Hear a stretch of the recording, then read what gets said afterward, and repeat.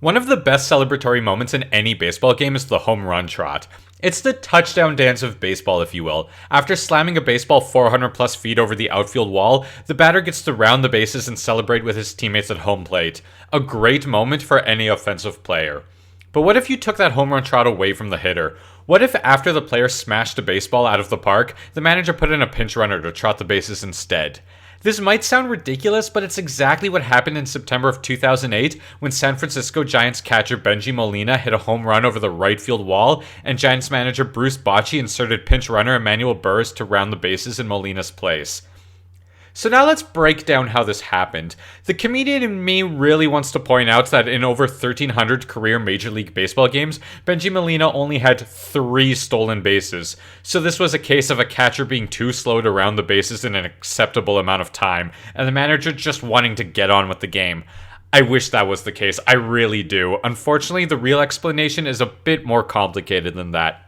What actually happened was with a player already on first base, Bengie Molina hit the baseball deep to right field. The ball seemed to bounce off the wall, and the Dodgers outfield relayed the ball back to the infield, where Bengie had stopped at first and his teammate was held at third, thinking that he had just hit a deep single.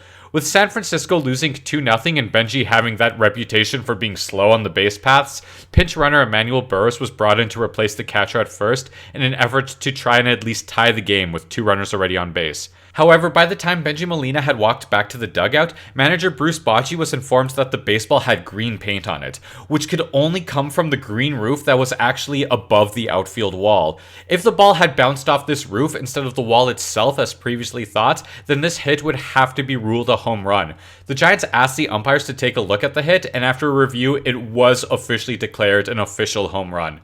Upon hearing this, Bengie Molina began to walk back to first base, but was stopped by the umpire, who told him that because he was officially removed from the game, he technically couldn't be allowed back in, and so Emmanuel Burris would have to round the bases in his spot, marking the only time in MLB history where a player was credited for a home run, but not a run scored on the same play. This scoring anomaly was so weird that the official scorer of the game had to call Elias Sports Bureau to get a ruling on how to score it, since there's no official protocol on how to score a pinch runner replacing a home run hitter. The game's box score was so unique that the official scorecard is actually currently hanging in Cooperstown as part of the Baseball Hall of Fame, marking the wonderful moment where a player hit a home run, but didn't touch them all.